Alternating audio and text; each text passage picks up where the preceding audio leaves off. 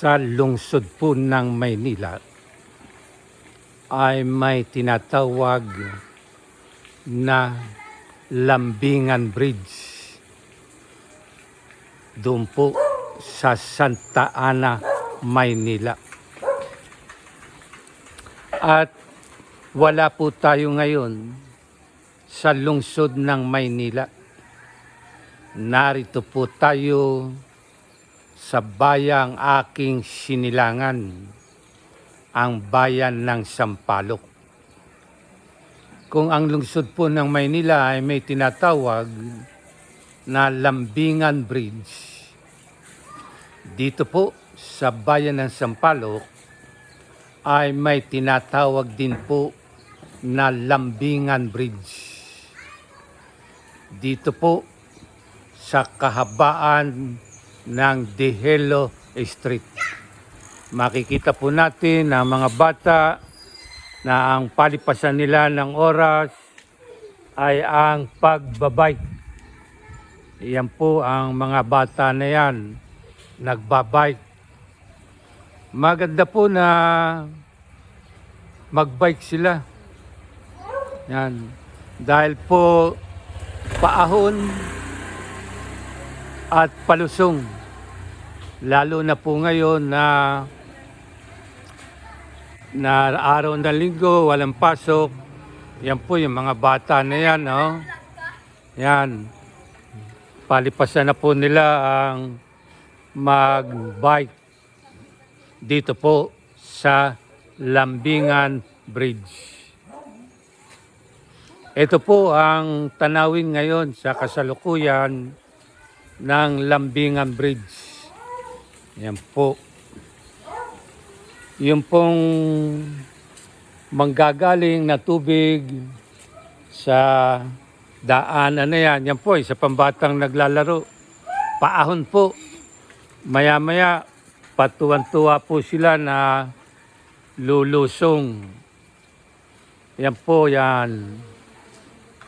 Yung pong mga tubig na manggagaling diyan ay tuloy po sa ilog ng Maapon. Yan. Inuulit ko nga po, narito po tayo sa Lambingan Bridge. Maliit pa po ako noon,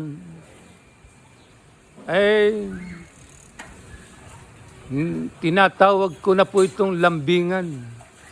Pero hindi ko po alam kung bakit tinawag ito na Lambingan. Kung may mga tulay po na Lambingan, kung may mga tulay po dito sa bayan, katulad po ng Gunaw Bridge, Maapon Bridge, Tabag Bridge, Takiko. Yan po yung bata niya, no? Ano pangalan mo, ne? Yan. Tuwan-tuwa po na siya'y aahon dito sa Lambingan Bridge. Hindi ko po alam ito. Nadadaan po ako rito, palibasa, malapit kami rito. Tayo doon sa Lambingan Bridge. Pero hindi po natin alam.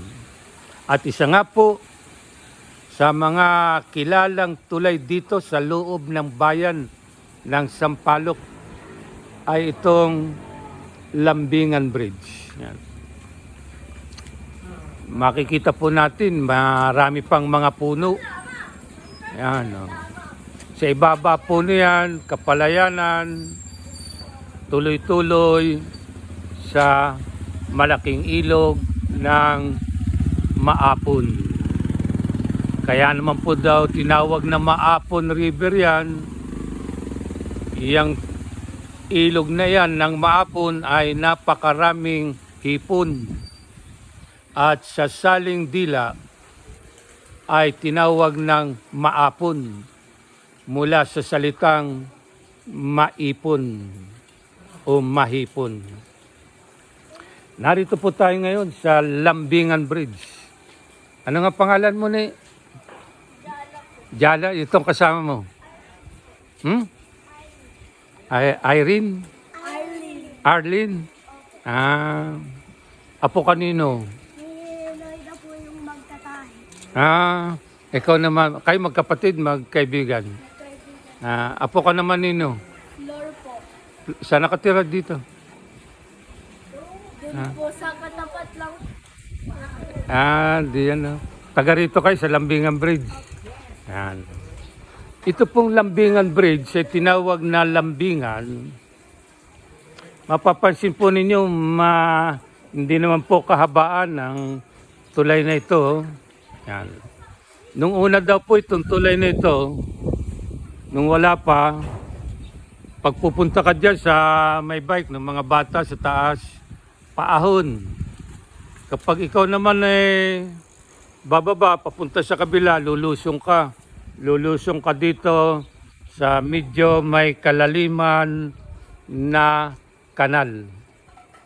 At ang una raw po ritong tulay o ginagamit para makatulay ay mga matitigas na kahoy.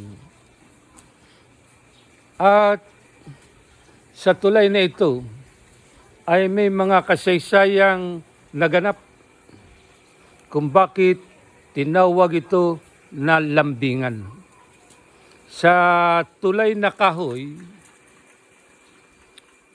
na may kalaparan din, natataniman ng mga puno, mayayabong. Ngayon nga po, mayabong pa rin ang mga puno. Yan. Ito po ay tagpuan ng mga dalaga at binata. Uulitin ko po, tagpuan ito ng mga dalaga at binata. At palibasa nga po ay may tulay dito na yari sa kahoy, ay napakaganda pong pagpalipasan ng oras. At dahil nga po ang bayan ng Sampaloc ay kilala sa produkto na buri o buli, katunayan nga po nagkakaroon bago magpiesta ng bayan ay nagkakaroon po ng Buli Festival. Dahil po ang bayan ng Sampaloc ay sagana sa buli. At ang bago po magkaroon ng finished products para gawing sombrero, bag, wallet, mga dekorasyon sa bahay na gawa sa buli, ang buli po ay ilalaga.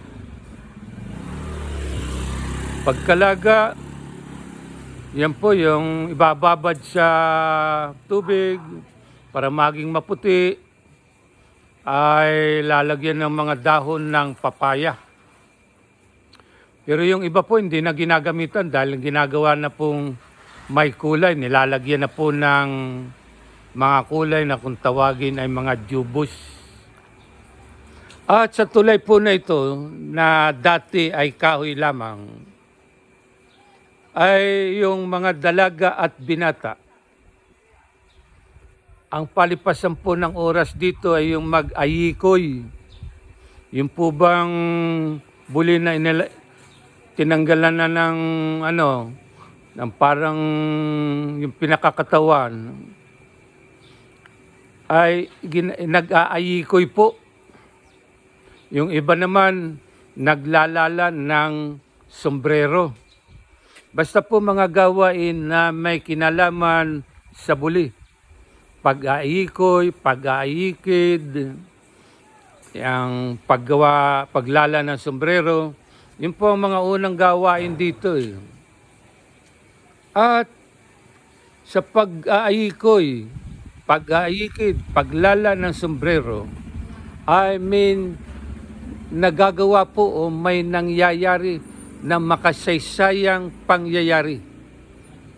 Ang paglalambingan, ang pagliligawan ng mga dalaga at binata na nangyari dito sa tulay na ito. Kaya po sa paglipas ng panahon ay tinawag ito na lambingan. Hi ka. Hi, ganda. Hi. Yan. At dahil nga po may mga lambingan, pagliligawan, tagpuan ng mga dalaga at binata. Ang kanilang paglalambingan, karamihan ay nauuwi sa pagharap sa altar. Yung po bang tinatawag na pagtataling puso. Kaya ang tulay na ito, na makasaysayang tulay sa bayan ng Sampaloc na kung tawagin ay lambingan. Maaari po yung apo, yung batang ito na nakikita natin, ay apo o bunga ng kanilang mga lolo at lola na isa sa mga naging gumanap sa makasaysayang tulay na ito ng lambingan. Lambingan dahil maraming pagliligawan ang nabuo at naganap at nauwi ang pagmamahalan sa pagharap sa altar. Sana po, mga viewers, taga rito sa bayan ng Sampaloc, ay nakapagbigay ako ng isang kaalaman na kung bakit ang tulay na ito ay tinawag na lambingan. Nung musmus pa po ako, tinatawag-tawag ko lang itong lambingan. Ay ito pala ang dahilan kung bakit ang makasaysayang ito na tulay ay tinawag na lambingan.